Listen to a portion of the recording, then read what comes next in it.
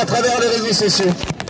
Quand on voit la censure des médias vis-à-vis du film Hold Up, du documentaire Hold Up, qui font voir certaines vérités, et quand on voit une personne de la République en marche sur CNews dire que c'est une bombe atomique, que ça va créer la guerre civile, quand on voit C8 avec Cyril Hanouna qui font une propagande anti-documentaire Covid, Hold Up, quand on voit que BFM Télé, CNews, alors moi je vous le dis, je suis un partisan politique, j'en ai rien à foutre, mais ce que j'ai vu de mes propres yeux, j'ai vu un acharnement sur Donald Trump, c'était énorme. Or pour moi, journaliste, il me semble qu'il devait rester neutre. On voit que les médias manipulent la pensée des uns et des autres. Comme le mouvement des Gilets jaunes qui a été sali à travers les médias en disant que les Gilets jaunes étaient des ivrognes, des casseurs, des racistes. Mais désolé, tout ce qu'ils ont dit sur les Gilets jaunes, c'est la France entière. En France, il y a des alcooliques, il y a des racistes, il y a des casseurs, il y a des bons, il y a des mauvais. Nous sommes manipulés et divisés pour nous régner. Plusieurs partis politiques pour qu'ils puissent nous mener. Et le micro. C'est pas grave, j'ai pas besoin de ça. Bref. Oh CRS, amène ton porte-voix.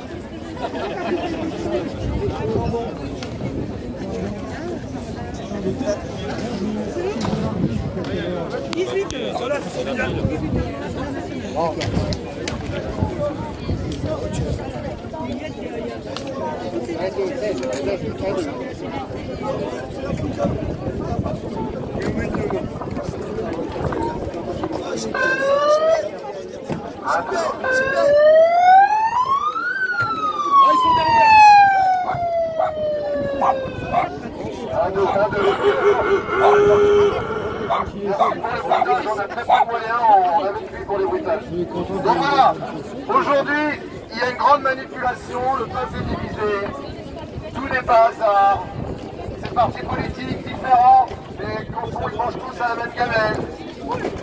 Ce média qui nous divise en nous informant ce qu'ils veulent nous informer. Êtes-vous au courant qu'en Guadeloupe il y a des inondations, c'est la catastrophe là-bas, vous avez vu ça aux informations? Non. Voilà, en Guadeloupe il y a des intempéries, c'est incroyable, on n'en parle pas, parce que c'est pas important.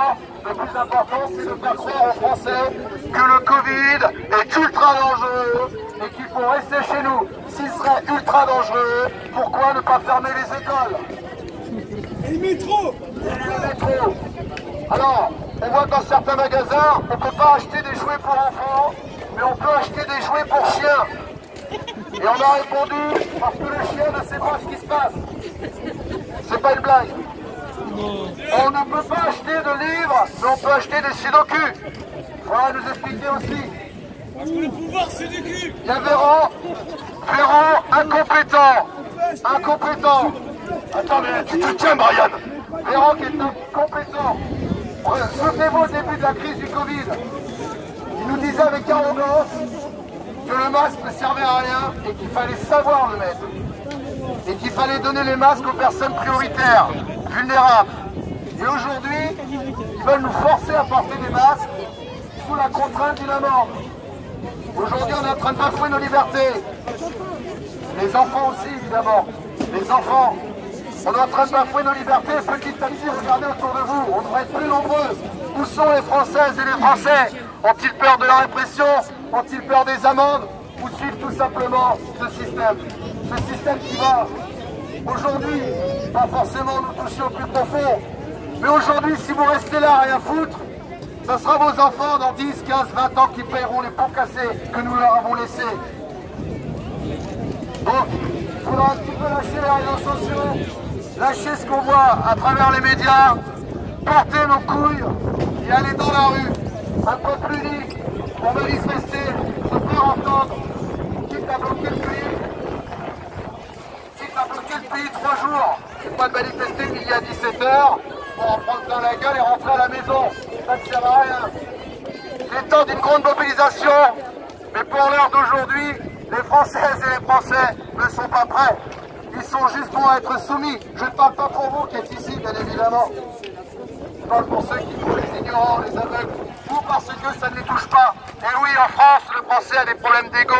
Il ne défendra que son steak. Le monde de la nuit est révolté. Les restaurateurs sont révoltés.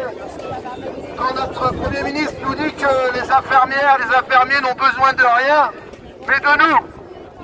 C'est du foutage de gueule. Des années que les urgentistes sont dans la rue.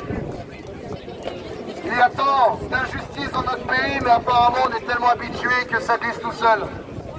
Donc il sera peut-être temps de réveiller nos consciences et d'agir pour l'avenir de chacun, l'avenir de tout le monde, parce qu'on peut peut-être avoir des pensées, des idées différentes, mais on est dans le même bateau, et quand ce bateau coulera, ça sera tout le monde qui coulera. Merci à vous. Bravo.